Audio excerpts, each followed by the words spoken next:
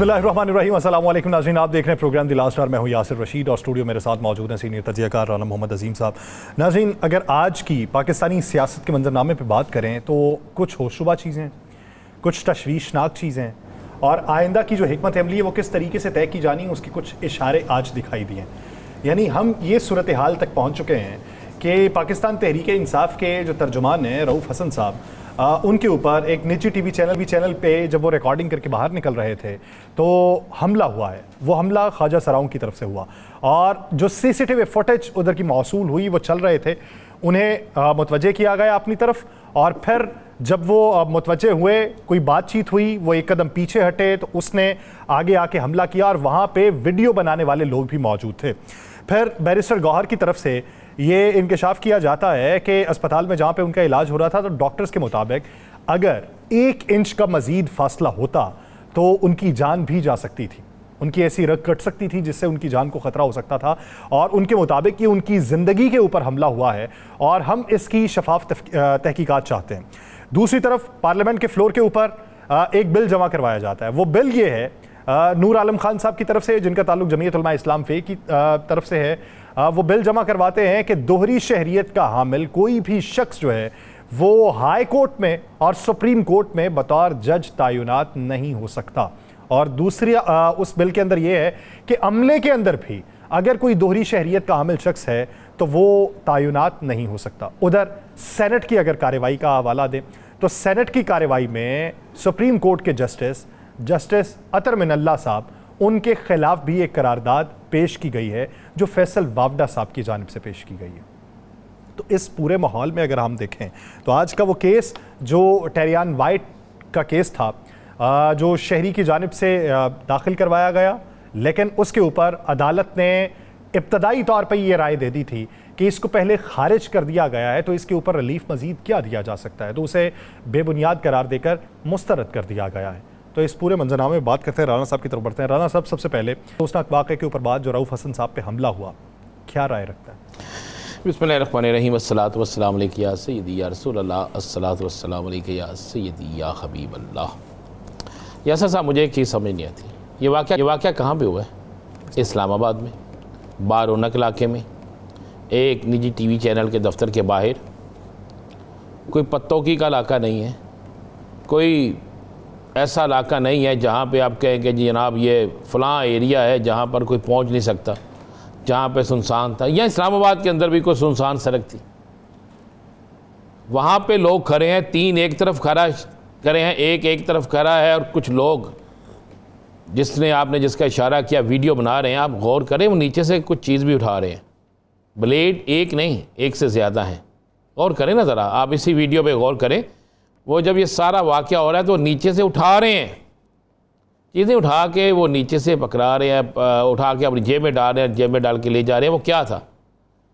वो एक और ब्लेड था। फिर उसके बाद आप देखें बहुत से लोग वहाँ खड़े हैं, ये देख रहे हैं, आप उठाया ये आपको नज़र आ रहा है, साथ वीडियो भी बना रहे हैं। अब इंतज़ामिया क्या, छोड़ दें बाकी सबको। वीडियो बनाना जो जब शुरू किया तब ऐसा कुछ हो ही नहीं रहा था। मैं इसका मतलब प्री प्लान था ना सारा, और सब कुछ था। देखिए ख्वाजा सरा बड़े मोहतरम, लेकिन इनको इस्तेमाल कौन कर रहा है? खारिया में थाने पे हमला होता है, यहाँ पे सियासतदानों पे हमला होता है, इससे पहले सहाफ़ियों पे हमला होता है। ये क्या हो रहा है? क्या इस मुल्क के अंदर कानून, क्या इस मुल्क के अंदर आइन, क्या इस मुल्क के अंदर कोई और चीज़ रह जाएगी? मेरा ये सवाल है बस। मैं भी सुन रहा था असदुल्लाह के प्रोग्राम में, तो हद तक इज़्ज़त पे बड़ी गुफ्तगू सख्त की जा रही थी, नहीं ये ऐसा नहीं है, कुछ सहाफ़ी अपने आप ये समझते थे। और अकल के खुदा के बंदो, आप सोचो कि वो समझते थे या आप लोगों ने जब एक आर्मी चीफ को चेंज करने का फैसला किया था, मर्जी का आर्मी चीफ लगाने का फैसला किया था, तो सारा कुछ एक सहाफ़ी से लिखवाया था। आपके 3 बंदों में चौथा शख्स सहाफ़ी था। भूल गए आप? नहीं याद तो मैं याद करा दूं, तो अल्लाह उनको जन्नत में अला मकाम अता फरमाए। और भी बहुत से वाक़यात हैं। तो आप अपने ही लोगों पे, आप हो पता क्या रहा है यासिर साहब, हो ये रहा है, बोलोगे 30 लाख दोगे, फिर जान छूटेगी। हाँ, अगर नोटिस का जवाब भी नहीं देते तब भी दोगे। तो आप भी दोगे। उसके बाद अगर वो नहीं सियासतदान हो बोलोगे तो आप उन लोगों से आपको मार पड़ेगी ताकि आप किसी को बयान भी ना कर सको। ये भी नहीं है तो फिर कुछ और हो जाएगा। और भाई हम कहां रह रहे हैं? मैंने कभी सेनेट में ऐसी तकरीरें सुनी थी जो आज हुई? पहली बात यह है कि मौलाना फजल रहमान साहब को भी ये खुल के बताना होगा कि मौलाना साहब ये जो आपके मिंबर ने एक नहीं 2 करारदादें एक ही ने पेश की है ना, 2 जमा कराई है ना, नूर आलम खान साहब। हाँ, नूर आलम खान साहब। ये जमीयत उलमा इस्लाम का फैसला है कि नूर आलम खान साहब का फैसला है? अगर नूर आलम साहब का फैसला है तो फिर जो मौलाना साहब तकरीर करते हैं, जो मौलाना साहब स्टैंड लेते हैं, उसमें और इसमें फ़र्क है। फिर तो बिल्कुल बहुत सी चीज़ों पे फ़र्क है। ये फैसला तो मौलाना साहब की तकरीरें, मौलाना साहब के मौक़िफ़ उससे बिल्कुल उल्टे। मैं गलत बात तो नहीं कह रहा यासर साहब। हाँ, इस वक्त का मौलाना साहब का बयानिया देखें तो इस बिल को देखें तो बात बहुत ज़्यादा। क्या बात यह है कि अगर रऊफ़ हसन ने कोई गलत बात की थी तो अदालतें मौजूद हैं भाई, आप FIR कटवा सकते हैं, हर चीज़ मौजूद है। मुझे हैरत यह हुई कि एक भी हुकूमती रुकन ने सेनेट के इजलास में इस पर मजम्मत नहीं की, इस पर गुफ्तगू नहीं की। क्या वो एक सियासी वर्कर नहीं है? क्या उसका एक बड़ी सियासी तंजीम से तल्लुक नहीं है? आप उसकी 100 बुराइयां कर लें, यह हक बनदा आपका। लेकिन अगर किसी सियासी वर्कर पे ऐसा हुआ है तो क्या उस सेनेट के अंदर बात करना नहीं बनती? कम से कम वो भाई होने का ही नाता कर लेते। उनके छोटे भाई भी तो इनके साथ प्रिंसिपल सेक्रेटरी के तौर पर रहे। चले छोड़ने वो किसका, मैं तो उस पर जाने ही नहीं चाह रहा ना। मैं उस पर आता हूँ। वो हर बंदे की अपनी अपनी सियासत होती है, अपना एक होता है। वो बहुत सी जगह पे ऐसी चीज़ें होती हैं। लेकिन आज का ये वाक़या जो है ना, अब तो डर लगना शुरू हो गया है। मैं जेन्युइन बात कह रहा हूँ, डर लगना शुरू हो गया कि ये क्या हो रहा है। क्या ये मेरे मुल्क में ऐसा होना चाहिए था? क्या मेरा मुल्क इस मामले इस काम के लिए था? अगर इस्लामाबाद के अंदर हम महफूज नहीं हैं तो फिर कहाँ महफूज होंगे? यासर कल बोलेगा, सच बोलेगा, बाहर निकलेगा, उसके साथ भी कोई वाक़या हो जाएगा, हमारे साथ भी वाक़या हो जाएगा, किसी और के साथ भी हो जाएगा। ज़बाबंदी तो हो गई। मैं जो अभी काज़म खान साहब मिले हैं भाइयों की तरह, मैंने यही कहा, मैं काज़म साहब क्या हम इस बिल को आप सारी जॉइंट एक्शन कमेटी वापस ला सकेगी? क्या मुझे एक बात बताएं, पूरे पाकिस्तान के सीनियर तरीन सहाफ़ियों को आप बुलाकर उनकी गुफ्तगू सुनकर और उसके बाद फिर आप अमल नहीं करते, फिर आप जाके बिल पेश कर देते हैं। और आप उसमें ये भी लिखते हैं कि इसके इतलाक़ के बाद जो माजी की शिकें हैं अगर वो मुतसादिम भी होंगी तो वो ये उस पर सादिक होगा। तो फिर आप हमें एक आज़ादी इज़हार राय जो है वो भी अगर इसके साथ मुतसादिम होगी तो इसे ही माना जाएगा, उस शेख को नहीं माना जाएगा। नहीं माना जाएगा ना, इसलिए नहीं माना जाएगा कि साड़ी मर्जी, हम जो चाहेंगे करेंगे, हम जिस तरह चाहेंगे करेंगे। ये फैसला हो गया, ये सब कुछ हो गया।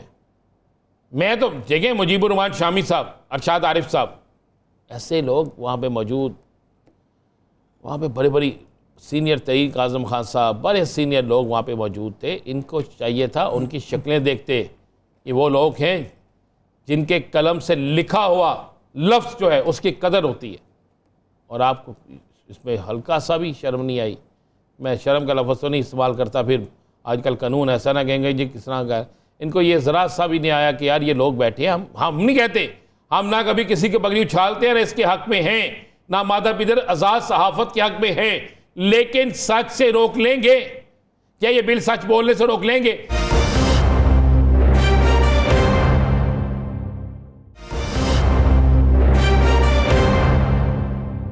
सवाल राना साहब ये भी है, मिसाल के तौर पे अगर कोई गेस्ट जिनका ताल्लुक हुकूमती बेंचेस से हो, वो बैठ के अगर किसी दूसरे को कह दे, यानी मिसाल देता हूँ, वो कह दे ये नाचने वाली जमात है, तो क्या उस पर हत्या इज़्ज़त का कानून के मुताबिक FIR होगी? क्या आज सेनेट में होने वाली गुफ्तगू जितनी थी उस पर FIR नहीं होगी?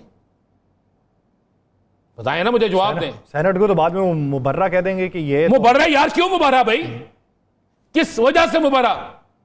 इस्लामी जमहूरिया पाकिस्तान क्या इस्लामी जमहूरिया पाकिस्तान जिसमें इस्लाम के नाम पे बना, ला इलाहा इल्लल्लाह मुहम्मद रसूलुल्लाह सल्लल्लाहु अलैहि वसल्लम, इन किस नाम पे ये कलमा तैयबा के नाम पर ये मुल्क बना है? क्या इस्लाम हमें ये दर्श देता है? यहां पर तो पूछा जाता सबसे पहले हुक्मरान से, यहां पर तो सबसे पहले तलबी हुक्मरान की लगती है। यहां पर तो हुक्मरान जो है ना, सबसे पहले बारी उसकी आती है, और हम कहते हैं वो मुबर्रा है, उसे हर कानून से मुबर्रा है। ठीक है, जाने दो जी, फिर हमें बता देना, फिर सारे जुर्म सारी सजाएं इस पाकिस्तानी अवाम को दे दे।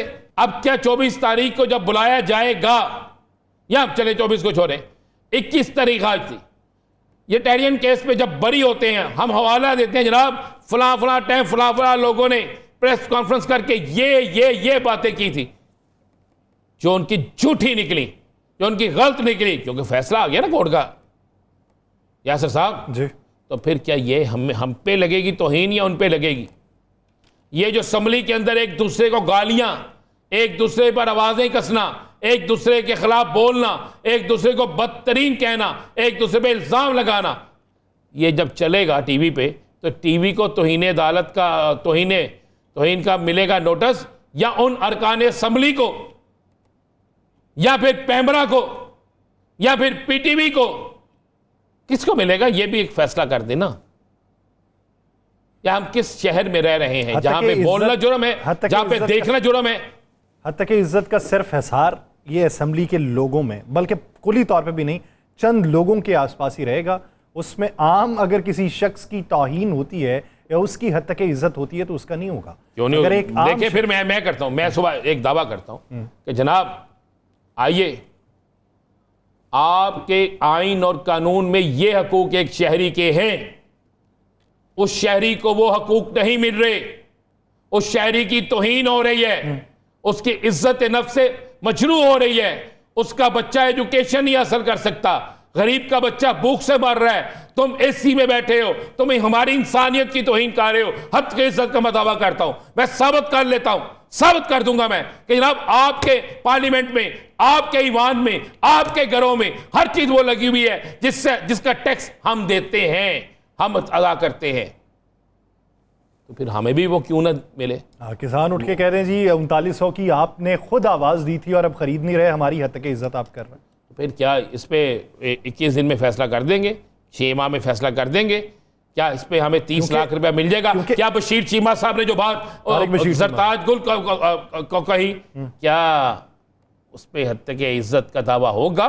चल, उसमें ये तौजीह लेके आएंगे जी कि जो स्क्रीन के ऊपर नशर हुई है चीज़, तो ये 3900 तो स्क्रीन के ऊपर नशर किया हुआ है ना इन्होंने, वो तो खुद अपनी जबान से अदा किया हुआ है अल्फा। आज के दिन जो कुछ हुआ स्क्रीन के ऊपर ही हुआ है,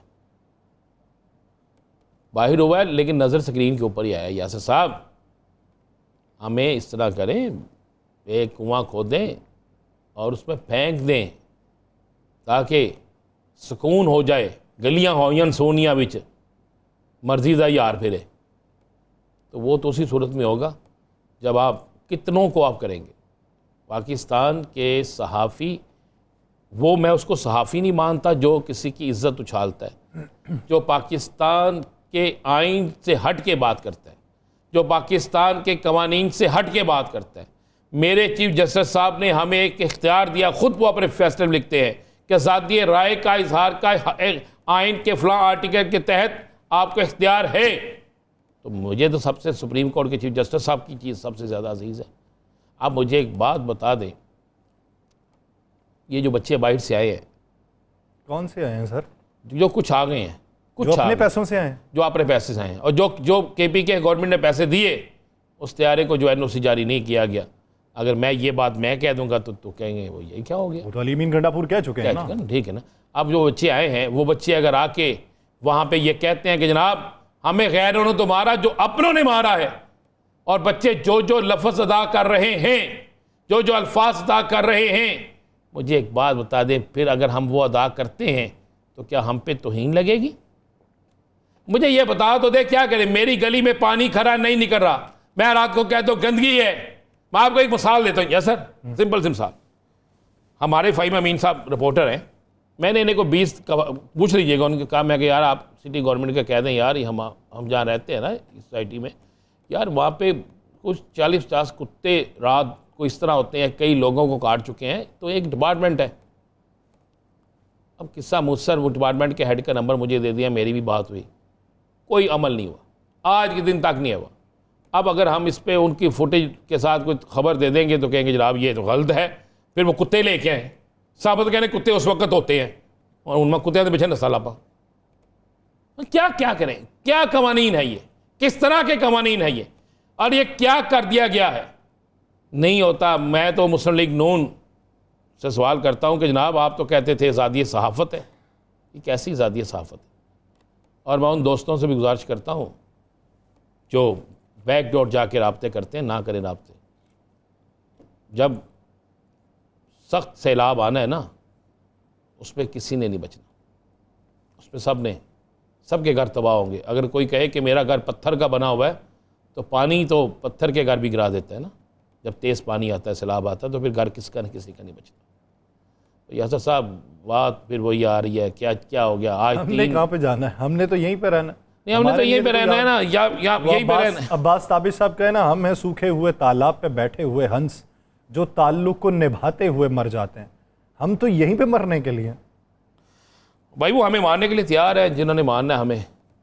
मैं आपके हर चीज़ पे टैक्स है, अब हम टैक्स पे बात करेंगे तो वो भी तौहीन हो जाएगी। कल कैसे अहमद शेख साहब ने मानी हर बात को ना, माना ना क्या जी वो चोरी होती है बिजली। अब बात यह है कि जब हर चीज़ मौजूद है, हर सबूत, अगर मैं ये कहूँ कि जनाब आप पाकिस्तान में इन्वेस्टमेंट फ़लाँ बंदा क्यों नहीं करता, वो गलत कर दिया आपने, ये भी तौहीन है। और हमें बता तो दे हमने करना क्या है। मैंने तो उस दिन मीटिंग में कहा था, मलिक अहमद ख़ान साहब से पूछ लीजिएगा, मैंने कहा था मलिक साहब आप वैसे ही लिस्ट बना दें 60-70 लोगों की है कि ये लोग बस इनका बोलना बंद कर दे, तो आपके हुक्म की तामील हो जाएगी जिस जगह आप चाहेंगे। ये जब अपोजिशन में होते हैं तो मलिक साहब ने कहा नहीं ऐसी कोई बात नहीं, और मुझे मलिक साहब की बात पे यकीन है। लेकिन ये हो गया, हमसे हमारी तजावीज़ मांगी गई, कबूल नहीं की गई, उसको डाला नहीं गया उन तजावीज़ को, क्योंकि फैसला हो चुका था, हुक्म आ गया था कि इस बिल को बस इस तरह कर दे। क्या करोगे यासर साहब? जब अपोजिशन में होते हैं तो अपने हुकूक के लिए ज़बानें हमारी दरकार होती, जब हुकूमत में होते हैं तो खामोश करवाने के लिए सर हमारे दरकार होता। नहीं अब नहीं, अब आप एक बात ज़हन में रख लीजिएगा, वक्त गुजर गया, वो वक्त नहीं है, वो वक्त बिल्कुल नहीं है कि जो सोचते थे। अब पीपल्स पार्टी का भी इम्तिहान है, पीपल्स पार्टी चैम्पियन है जमहूरियत की, इम्तिहान है कि वो क्या गवर्नर साहब साइन कर देंगे, पीपल्स पार्टी भी जवाबदेही होगी। अब तो बहुत से लोगों का बहुत सी जगह पर बहुत सा इम्तिहान है, वक्त तो गुजर जाएगा, लेकिन जब ये गुजरा वक्त किसी और को याद आएगा तो फिर उसे पछतावा होगा,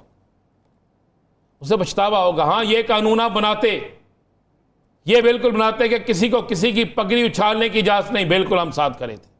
आप ये कानून बनाते कि जनाब झूठी खबर नहीं देनी, और फैसला कर लेते झूठी खबर क्या है उसका तयन कर लेते, बिल्कुल हम साथ करें, बिल्कुल साथ करें। लेकिन आपने तो बिल्कुल जवाबबंदी का फैसला कर दिया, तो ठीक है फिर आप अपने फैसले करें, हम अपना सर कटाने के लिए तैयार हैं, हम बिल्कुल हाजिर हैं। अच्छा राना साहब, आज झुकने के लिए नहीं तैयार, कटवाने के लिए तैयार है। आजकल बली के बकरे की कीमत क्या है? मुफ्त में मिल जाता है, बल्कि बली का बकरा जो है ना, वो तो मुझे पता चला है कि बली का बकरा इस वक्त तो मेरा ख्याल है कोई 23 करोड़ अवाम है। नहीं कुछ और भी हैं, कुछ गंदम दरामद करने के स्कैंडल का फैसला आ गया, पता ना आप? नो सर, वो जो फैसला आया वो आप क्या समझते हैं, वो ठीक है? चलिए 4 तो मिले ना उन्हें। 4 मिल गए ना? हाँ, क्या उन 4 का कसूर है? तो पहले तो इसीलिए तो कीमत पूछी। कीमत फिर मैं बोल रहा फिर तुझे कहोगे अगर उन 4 का ही कसूर है तो फिर इबरत का निशान बना दें।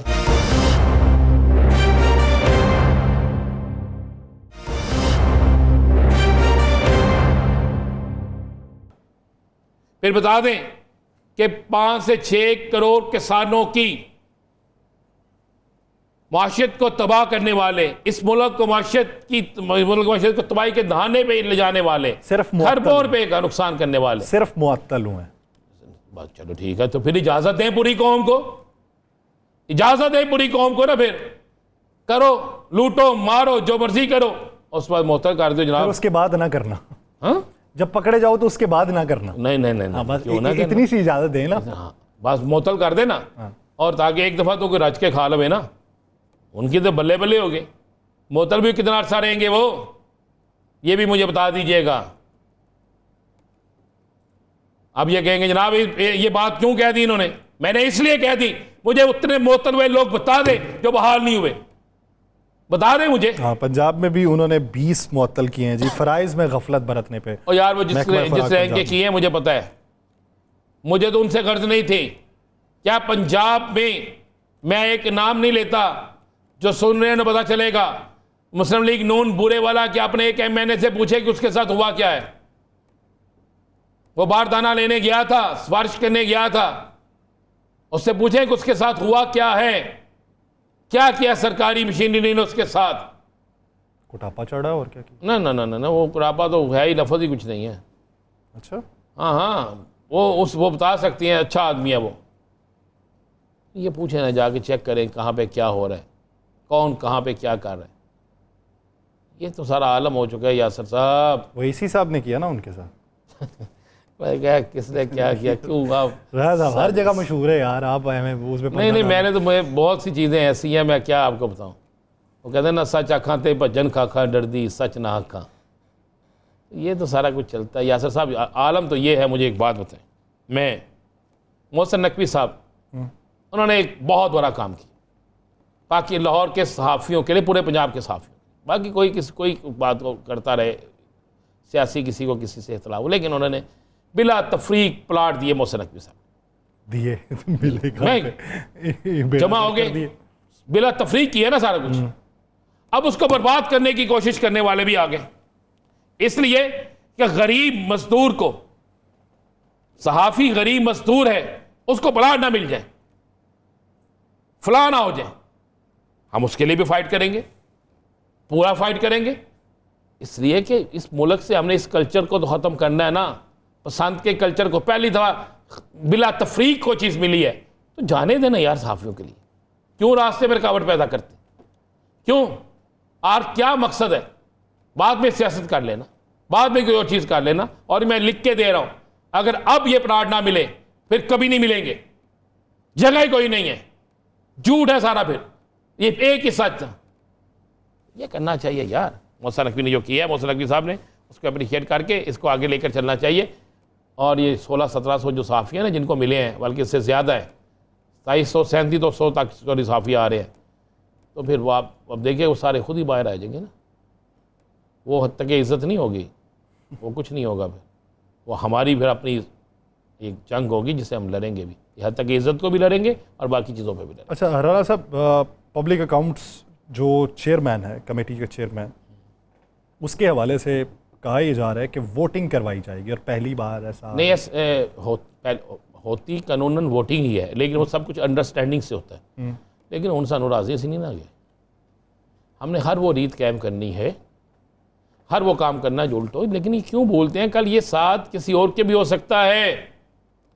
एक चीज़ अमानत है अपोजिशन की, ऐसे ही है ना जी, क्यों तोड़ रहे हैं? अमूमी तौर पे तो अपोजिशन लीडर ही होते हैं, लेकिन बहुत सारी जगहों के ऊपर हमने ये देखा है कि अपोजिशन लीडर जो है वो किसी और को तफवीज़ कर देता है। पाकिस्तान के सियासी मंजरनामे पे, जिसमें बिलखुसूस पंजाब का मंजरनामा है और जो हमारी फील्ड से भी रिलेटेड, क्योंकि इस सूरत हाल में जब आप आवाम की आवाज़ बनना चाहेंगे, उनकी बात करना चाहेंगे, तो मुख्तलिफ मौक़ों के ऊपर हुक्मरान जो हैं उनकी ईगो हर्ट होती है। ये हमेशा से होता है, ये पहली बार नहीं है, और ना इस दौर में है ना इस सदी में है, ये सदियों से चला आया कि जब भी कभी बात हुई है, किसी ने किसी को स्पेस दी है या किसी ने उसके ऊपर जबर तसल्लुत वाला मायार रखा है। अगर हम इस्लामी अदवार को देखें तो वहाँ पे बोलने की इजाज़त होती है, लेकिन यहाँ पे आज़ादी इजहार राय का एक कानून अलग से है, लेकिन एक नए बिल में उससे मुतसादिम चीज़ होती है, तो उसके ऊपर बात आएगी। इसी बारे में बात करते हैं। रुकने पंजाब असम्बली सुन्नी इत्तेहाद काउंसिल अहमद रशीद भट्टी साहब ने हमें ज्वाइन किया। भट्टी साहब बहुत शुक्रिया आपके वक्त का। भट्टी साहब, अगर देखा जाए मौजूदा सूरत हाल में बात करने की लिमिट कहाँ तक है, मायार क्या होगा जिससे हद तक इज्जत ना हो सके, तो उसके मायारात में तब्दीलियां जो हुई हैं वो तब्दीलियां हमें कितने आड़े हाथों लेंगी? बिस्मिल्लाहिर्रहमानिर्रहीम। बहुत शुक्रिया जी आपका। देखिए जी, जैसा कि आपने खुद अभी जिक्र किया कि 3-4 किस्म के कवानीन वफाकी दायरा इख्तियार में भी हैं और सूबे में भी पंजाब ऑर्डिनेंस 2000 डिफेमेशन ऑर्डिनेंस 2002 को अडॉप्ट कर लिया था 2012 में। इसके अलावा पीका भी है, आपके पास कैमरा भी है, आपके पास FIA का वो साइबर क्राइम यूनिट भी है। तो ये सारे एजेंसी, लॉ इन्फोर्समेंट एजेंसीज की मौजूदगी में क्या ऐसी जरूरत पेश आ गई कि आपको एक नया कानून नए सिरे से बनाना पड़ गया? इसके पीछे जो हिडन मोटिव है हमें उनको भी देखना होगा, अल्टीरियर मोटिव को देखना बहुत जरूरी है। अच्छा भट्टी साहब, असम्बली होती है आवाम के लिए, आवाम के मसाइल हल करने के लिए। ये असम्बली में रोजाना लड़ाई झगड़ा चीज़ें, अवामी मसाइल पे असम्बलियों के अंदर कब बात होगी? देखिए, अगर आप फॉलो कर रहे हैं असेंबली की प्रोसीडिंग्स को, तो पिछले कुछ अर्से से जब से हम ऑपोजिशन में आए, ऑपोजिशन बेंचेस से आपने देखा होगा अवामी मसाइल पे हर रोज बात हो रही है।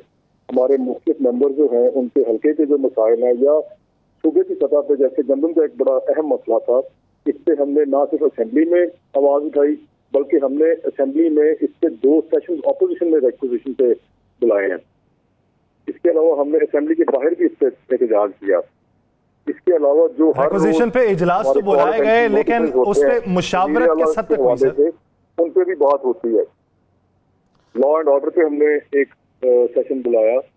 इसके अलावा जब सप्लीमेंट्री बजट पेश हुआ तो उससे हमने बहुत से जो हमारे हल्कों के मसाइल थे उनको उजागर किया। तो हर रोज हम असेंबली में बैठ के अपने अपने मुताल्लिका हल्कों के मसाइल को भी उजागर कर रहे होते हैं और जो सूबे की सतह पे मसाइल है उनको भी हम डिस्कस कर रहे होते हैं। अच्छा भट्टी साहब, ये जो एक बिल आप ले आए आ गया सहाफ़ियों के खिलाफ, इस बिल पे क्या अपोजिशन से नहीं आप नहीं लेके हुकूमत बिल हमेशा हुकूमत ही लाती है, क्या इस पे मुशावरत की? हाँ बिल्कुल, आपकी तकरीर मैंने सुनी, सारा कुछ देखा। क्या इस पर अपोजिशन से कुछ मुशावरत की गई? क्योंकि कोई बिल लाना अपोजिशन से मुशावरत जरूरी होती है। सर इसमें प्रोसेस में आपको आपके गोशगुजार कर देता हूँ। प्रोसेस ये होता है कि जब एक नया बिल असेंबली में टेबल किया जाता है तो उसको रेकमेंड कर दिया जाता है एक स्पेशल कमेटी को। चूंकि अभी स्टैंडिंग कमेटीज बनी नहीं है, जब तक वो फाल नहीं होती तब तक एक स्पेशल कमेटी इस पे काम कर रही है। जितना भी असेंबली बिजनेस होता है वो उसको फॉरवर्ड कर दिया जाता है। तो स्पेशल कमेटी जो बनाई गई उसमें हमारे 3 रुकन शामिल थे।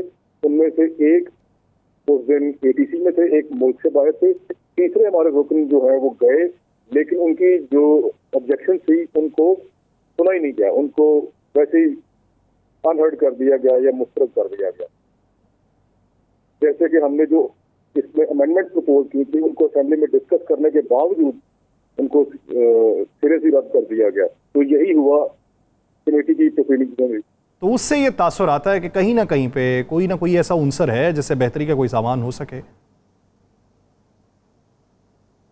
देखिए, बेहतरी का गुमान तो हमेशा रखना चाहिए, लेकिन उसमें मेरा ख्याल है ये क्या करें हमें बिल्कुल नहीं करनी चाहिए कि हमने किसी डायलॉग के पेश नजर या किसी मुतालिब के पेश नजर अपने जलसे मुल्तवी किए। उनके पीछे हमारी रीजन ये थी कि हमें इजाजत ही नहीं दी जा रही कहीं पे जलसे करने की। वो तो आपको आगे भी इजाजत मिलनी, लेकिन जब निकलना होता है फिर तो बंदा निकलता है ना। इजाजत तो आपको अगले इलेक्शन तक नहीं मिलनी। नहीं, वो आपकी बात ठीक है। देखिए, बात यह है कि जलसा करना, जुलूस निकालना, एहतजाज करना, रैलीज निकालना ये हमारा आईनी हक है। आईनी हुकूक बहुत से, आईनी हुकूक भट्टी साहब बहुत से, इसमें रिलीफ लेंगे। आईनी हुकूक बहुत से हैं, लेकिन हर एक की फराहमी किस हद तक हो रही है ये एक सवाल। इंसाफ की तवक्को नहीं रहेगी तो अदालतों से तो हमें आज भी इंसाफ की तवक्को है। हम अदालतों के दरवाजा खटखटाएंगे, अदालतों का दरवाजा खटखटाया जाएगा, उनसे इंसाफ की तवक्को। बहुत शुक्रिया अहमद रशीद भट्टी साहब इस हवाले से अपना वक्त देने के लिए। नाज़रीन, दीगर इश्यूज़ पे बात करेंगे एक शॉर्ट ब्रेक के बाद, कहीं नहीं जाएगा, स्टे विद अस।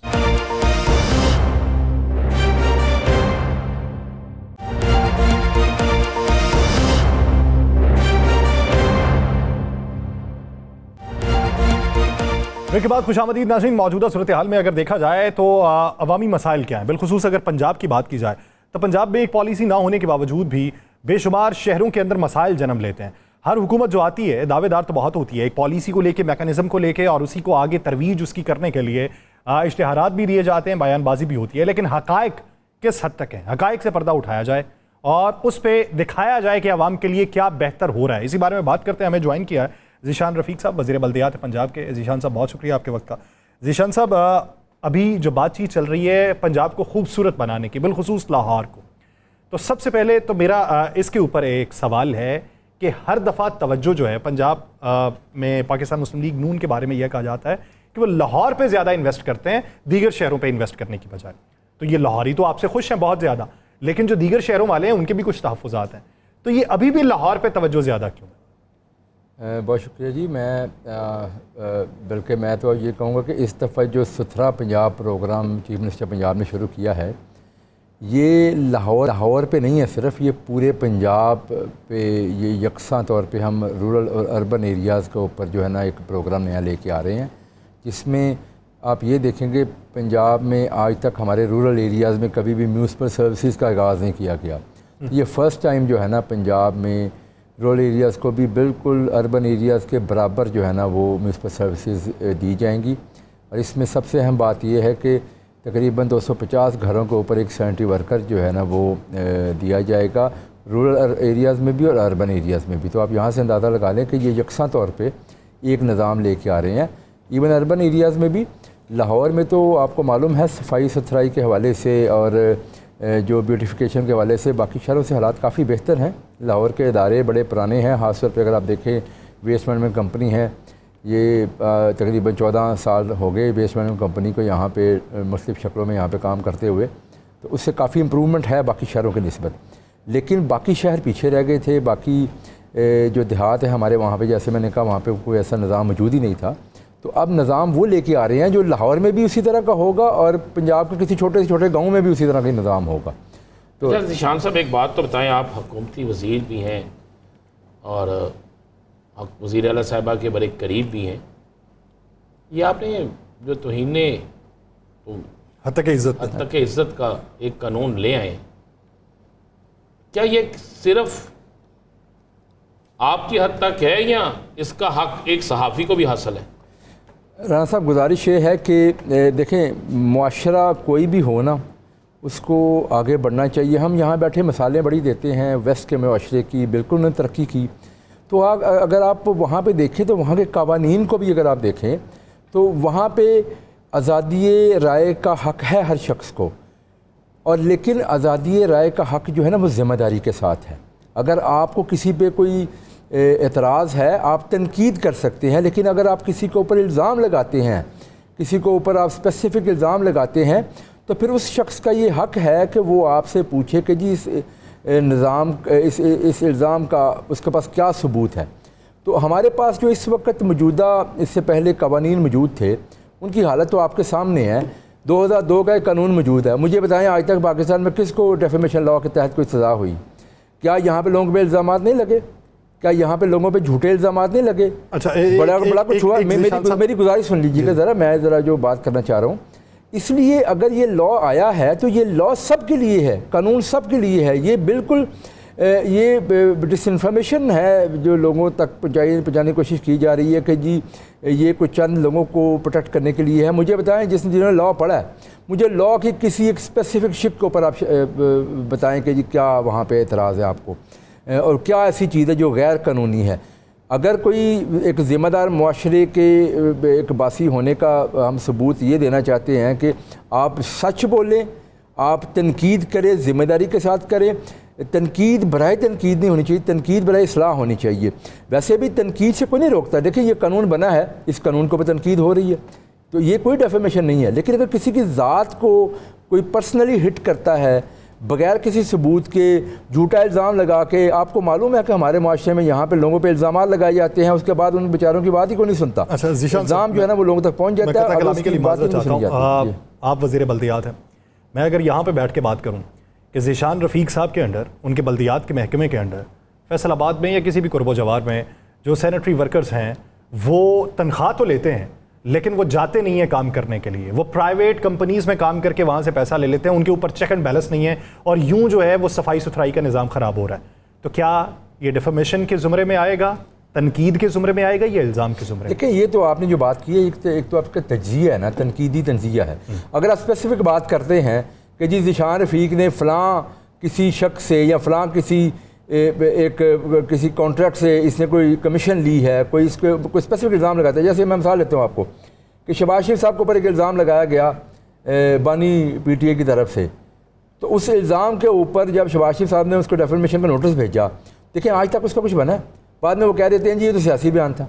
तो स्पेसिफिक अगर आप किसी के ऊपर इल्ज़ाम लगाते हैं तो क्या जिसके ऊपर इल्ज़ाम लगता है क्या उसका कोई हक नहीं है? और दूसरी बात ये है कि देखिए ये अजीब सा मंतक है, अगर जो इल्ज़ाम लगाता है साबित उसने करना है, सबूत उससे देना है। तो ये किसी भी एक पढ़े लिखे अच्छे मुआशरे की ये निशानी है कि आप जिम्मेदारी से बात करें। तो यही तो एक्चुअली कवानीन होते इसीलिए है। अच्छा, इसी पे आते हैं। तो आप बड़ी बहुत खूबसूरत आप बात कर रहे हैं और अच्छा लग रहा है कि आप सुन भी रहे हैं और हमें बता भी रहे हैं। अब इलेक्शन कैंपेन में एक लीडर आके तकरीर करता, कोई एक लीडर, कि मैं इलेक्शन जीतने के बाद मेरी हुकूमत आएगी तो मैं ये इतने में दूंगा, ये चीज़ इतने में कर दूंगा, ये काम इतने में कर दूंगा। जब उसकी हुकूमत आ जाती है वो नहीं करता। तो जब हम उससे ही पूछते हैं तो फिर मुझे बताएं, हमारी वो तो सबूत है ना, टीवी पे उसने बोला है, तकरीर उसने की है, तो उस पर हम एक ऑब्जेक्शन लगाते हैं कि जनाब ये बंदे ने झूठ बोला था। इस पे ये राणा साहब ये तनकीद है, इसे तनकीद कहते हैं। तनकीद पे किसी को एतराज़ नहीं है। तनकीद नहीं है। देखिए, गुजारिश ये है कि आप कहते हैं जी कि फ़लाँ जमात आई है और ये आपका हक है। ये इस लॉ में कहाँ लिखा है कि किसी तनकीद के ऊपर आपको जो है ना वो डेफेमेशन क्लॉज जो है ना वो लगेगी? सिंपल सी बात यह है, एक कोई सियासी जमात या सियासी लीडर एक दावा करता है कि जी मैं आऊँगा तो ये काम करूँगा, उसके बाद आप तनकीद करते हैं ये काम उन्होंने नहीं किया, तो ये बिल्कुल डेफेमेशन नहीं है। ये तो बात स्पेसिफिकली हो रही है, कोई स्पेसिफिकली किसी को हिट किया जाए। बात कर देता हूँ ज़ीशान साहब, जिस तरीके से बिलावल भुट्टो जरदारी साहब ने एक बयान दिया ये इलेक्शन कैंपेन में कि एक लीडर जेल से बाहर निकलने के लिए और एक लीडर जेल से जाने से बचने के लिए दुआइयाँ दे रहा है और रो रो के कह रहा है कि वोट मुझको दे दो। ये उनकी तरफ से है। अब जेल से बचने के लिए ये एक तनकीद भी है और एक इल्ज़ाम भी है कि आपके ऊपर जो केसेस हैं, अगर आप इक़्तिदार में आ जाएंगे तो आपके वो केसेस खत्म हो जाएंगे। अगर उसका तजिया करना चाहें सर, पाकिस्तान पीपल्स पार्टी के बेशुमार रहनुमा जो हैं वो बेनज़ीर भुट्टो साहिबा की तस्वीर के बारे में इल्ज़ाम धरते रहे मियां नवाज शरीफ साहब के ऊपर, तो वो तनकीद है या वो इल्ज़ाम है? ये पहले जो मैं आपकी बात मानता हूं कि इल्ज़ाम अगर कोई लगाता है तो उसके पास हक़ाइक़ पे होने चाहिए। आपने एक ऐसा पेंडोरा बॉक्स खोल दिया है कि सर बात हम पे आने से पहले ना ये तमाम सियासतदानों पे आएगी। पार्लियामेंट के फ्लोर पे चलने वाली तकारीरें जो हैं वो कार्रवाई का हिस्सा बना के उसके ऊपर नोटिस भेजे जाएंगे। नहीं, मेरा नहीं ख्याल कि इस तरह की कोई बात इसमें है। देखें, मैंने पहले गुजारिश की, देखें अब मैं मिसाल ले लेता हूँ, आप किसी दुनिया के किसी वेस्ट के किसी मुल्क में चले, इंग्लैंड में चले जाएँ, क्या वहाँ तनकीद नहीं होती? तनकीद होती है। तनकीद के ऊपर बिल्कुल भी कतन कोई डेफेमेशन तो स्पेसिफिक, जैसे मैंने आपको स्पेसिफिक मिसाल दी है ना जी, कोई शख्स किसी का नाम लेके कहता है जी फ़लाँ शख्स ने फ़लाँ स्पेसिफिक काम किया है जो जिससे मतलब कोई गलत काम किया है, उस पर इल्ज़ाम लगा देता है, उसके बाद वो साबित नहीं कर सकता, तो डेफेमेशन तो ये हो गई। सियासी जो आप बात करते हैं जमात के लोगों के कंडक्ट के ऊपर कि जी आपने ये दावा किया था आपने नहीं पूरा किया, ये तो डेफिनेशन में आते ही नहीं है। अवाम को खुशखबरी दे रहे हैं पंजाब की अवाम को तो देखे हमारे आते ही खुशखबरियाँ बहुत ज़्यादा मिली हैं। मैं आपको बताता हूँ, लास्ट कमेंट, देखिए मेरी गुजारिश सुन ले, क्या महंगाई कम हुई कि नहीं हुई? इन्फ्लेशन रेट इस वक्त 13-14% पे आया कि नहीं आया? आधे से भी कम हो गया। सर ये दादोशुमार बनते कहाँ पे हैं? ये एक सवाल है। आपके यहाँ पे आटा सस्ता हुआ कि नहीं हुआ? 1000 रुपए से जायद 20 किलो का जो तोड़ा है वो सस्ता हुआ। सर हुकूमत लेगी नहीं तो मजबूरी में किसी ने सस्ता ही बेचना है। मजबूरी वाली बात नहीं होती, ये एक ओपन मार्केट का कॉन्सेप्ट है। इसमें आटा आपका सस्ता होता है, रोटी सस्ती होती है, बुनियादी चीजें हैं। निशान साहब, किसी और प्रोग्राम में जो प्रोग्राम हो गया ना, तो मैं किसी प्रोग्राम में आपको साथ लेके 2, 4, 5, 6 तंदूरों में मैं हाजिर आपके साथ जाऊंगा इंशाअल्लाह। और हमें बताइएगा जो हमारी कमजोरी होगी, जो हमारे अच्छे काम है वो भी बताएं आप। बहुत शुक्रिया रफीक साहब इस हवाले से अपना वक्त देने के लिए। नाज़रीन, प्रोग्राम का वक्त है, मुझे और राना साहब को दीजिए इजाजत। अपना बहुत सा ख्याल रखिएगा, मुलाकात होगी कल, अल्लाह ने की बात। Thank you.